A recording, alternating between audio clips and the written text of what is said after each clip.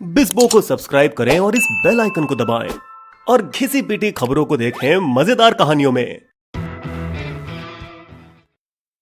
पैदाइशी भारतीय होने के नाते 37 वर्षीय ट्विटर सीईओ पराग अग्रवाल जौहर की पारंपरिक प्रथा को तो अच्छी तरह से जानते होंगे, जिस प्रथा में विधवा अपनी पति की चिता में कूदती है ताकि वे उसके कातिल की गुलाम न बन जाए। ठीक इसी तरह अग्रवाल ने ट्विटर को जहर की गोली खिला दी ताकि वो एलॉन मस्क की पकड़ से बाहर रहें। आज न छोड़ूंगा तुझे, तूने क्या समझा है मुझे। मस्क ने ट्विटर खरीदने के लिए 43.2 बिलियन डॉलर यानी 3.25 लाख करोड़ का ऑफर दिया, जिससे वे खुद इसके 100% मालिक बन सकें, क्योंकि उन्हें लगा कि इस प्लेटफॉर्म में हर कोई खुलकर बात नहीं कर पाता, बल्कि ट्विटर लोगों की जुबान पर ताले लगाता है, खासकर जो उनकी समझ में जातिवाद या उकसाने वाली आवाजें थी। एक बात जो कंपनी के संस्थापक और पूर्व सीईओ जैक डोर्सी ने भी कबूल की, हम अपने वामपंथी विचारों के दृष्टिकोण से हर बात देखते हैं। बेशक मुश्किल की बात है किसी भी प्लेटफॉर्म के लिए तय करना कि वे किसे अलाउ करे और किसे रोके। निश्चित रूप से सबसे बड़ा प्रतिबंध डोनाल्ड ट्रंप के ट्विटर अकाउंट का था, जिसको पूरी तरह से बंद किया गया जनवरी 2021 में उनके व्हाइट हाउस छोड़ने के तुरंत बाद। ट्रंप ने जवाबी कोशिश की ट्विटर की बेड़ियों को तोड़ने की, अपना खुद का ट्विटर जैसा प्लेटफॉर्म ट्रुथ सोशल शुरू करके, लेकिन उन्हें सिर्फ 1,75,000 डाउनलोड मिले ट्विटर के 29 करोड़ यूजर्स की तुलना में।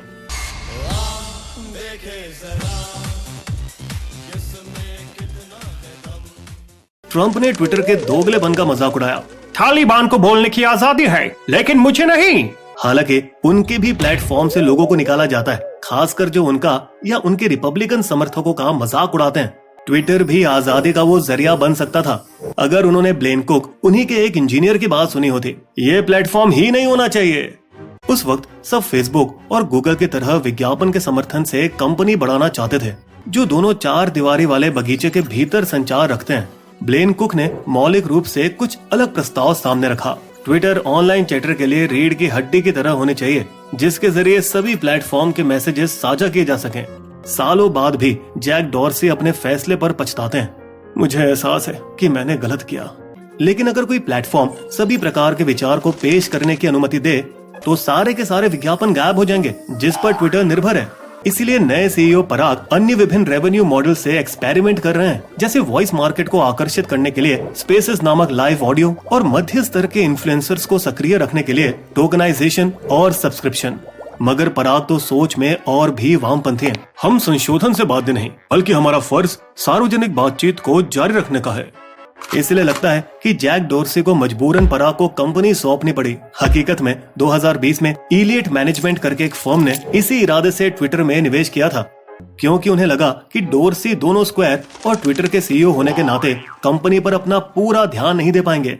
पराग के सीईओ होते हुए ही मस्क ने उनका मजाक उड़ाकर उन्हें एक नया स्टालिन बुलाया। यहाँ ऊपर की तस्वीर में पराग जोसेफ स्टालिन है और डोर्सी निकोले येजोव, जो स्टालिन के करीबी सहयोगी हैं और जो उनके गंदे काम करते थे। नीचे तस्वीर में डोर्सी नहीं है, क्योंकि कुछ समय बाद दोनों ने झगड़ा किया और स्टालिन ने 1940 में येजोव को मरवा डाला।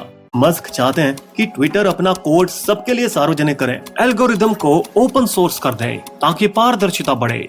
ऐसा मस्क टेस्ला में पहले भी कर चुके हैं, टेस्ला के अधिकांश पेटेंट सार्वजनिक करके, ताकि वे अकेले किसी भी ईवी के राज का हकदार न रहे। आर्टिफिशियल इंटेलिजेंस की सफलताओं को शेयर करने के लिए उन्होंने ओपन एआई का भी सह निर्माण किया है। अब वो ट्विटर में 9.2% हिस्सेदारी खरीदकर कंपनी के सबसे बड़े शेयर धारक होने के नाते इस मुद्दे को जोर दे रहे हैं। सबसे पहले उन्होंने अपने ये विचार पराग को बताए। ब्लू टिक वाले को विज्ञापन नहीं दिखाना चाहिए, ट्वीट के लिए एडिट बटन होना चाहिए, बोर्ड्स बहुत हैं, ये नहीं होना चाहिए। लेकिन जब मस्क को महसूस हुआ कि पराग नहीं मानने वाले, तो उन्होंने बोर्ड की सीट लेने का ऑफर ठुकरा दिया, क्योंकि ट्विटर के संविधान के अनुसार बोर्ड का कोई भी सदस्य 14.9% से ज्यादा की हिस्सेदारी नहीं खरीद सकता। साथ ही एक जिम्मेदार बोर्ड मेंबर होने के नाते उन्हें अपने मुंह फट स्वभाव पर लगाम लगानी पड़ेगी। आम शेयर धारक होने के नाते वो कुछ भी बोल सकते थे और उन्होंने ठीक यही किया कंपनी की आलोचनात्मक ट्वीट्स की एक श्रृंखला में, जिसमें उन्होंने ये बताया कि टॉप खाते शायद ही कभी ट्वीट करते हैं और बहुत कम कंटेंट पोस्ट करते हैं। क्या ट्विटर मर रहा है? मगर पराग मस्क के इरादों से घबराकर जहर की गोली की सड़क पर भाग दौड़े। वैसे कॉर्पोरेट अमेरिका में शत्रुतापूर्ण अधिग्रहण का सामना करने वाली कंपनियों के लिए जहर की गोली का विकल्प आम है। आमतौर पर वे ढेर सारा कर्ज लेकर भारी ब्याज उठाकर अधिग्रहण करने वाली कंपनी के लिए खरीदारी कम आकर्षक बनाते हैं। लेकिन अग्रवाल का तरीका थोड़ा अलग था।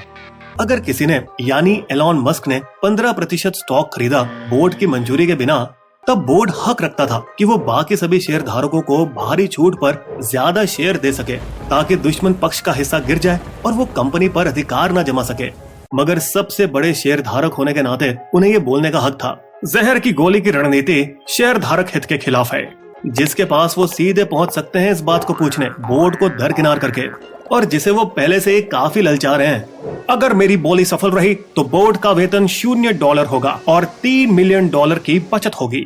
मस्क की बोली से ट्विटर की कीमत $83 बिलियन है, लेकिन सऊदी राजकुमार अल वलीद बिन तलाल, जिनके पास 5.2% हिस्सेदारी है, मानते हैं कि कीमत बहुत कम है। ये कंपनी की असली कीमत के करीब भी नहीं है। मजे की बात तो ये है कि पराग पहले से ही मस्क की कुछ शर्तों को पूरा कर रहे हैं। ट्वीट्स के लिए एक एडिट बटन रास्ते में है, लेकिन सिर्फ वेरीफाइड यूजर्स के लिए। हालांकि ट्विटर पर बॉट की संख्या लगभग 15% है, जो पराग कम नहीं कर पाएंगे अपने खुद के भविष्य को खतरे में डाले बिना। मस्क के समर्थक अब इस बात को लेकर चिंतित है कि प्लेटफॉर्म एक बार फिर से गलत खबर और जातिवाद आवाजों से भर जाएगी, और वे सभी सोशल मीडिया पर अपने एक समय के हीरो के बारे में बुरा भला बोल रहे हैं। आरोप लगा रहे हैं कि वे खुद अपने ट्विटर अकाउंट पर लोगों को ब्लॉक करके फ्री स्पीच का गला घोट रहे हैं कि उन्होंने अपने कर्मचारी को निकाला क्योंकि उसने यूट्यूब पर कंपनी का एक वीडियो पोस्ट किया बिना इजाजत, और उन्होंने चीनी सरकार से टेस्ला कारों की आलोचना को सेंसर करने का अनुरोध किया। ताजी खबर के अनुसार ट्विटर बोर्ड ने मस्क का प्रस्ताव मानकर कंपनी उसे बेचने का निर्णय किया है। क्या कहानी अभी भी बाकी है? बिस्बो की शायरी।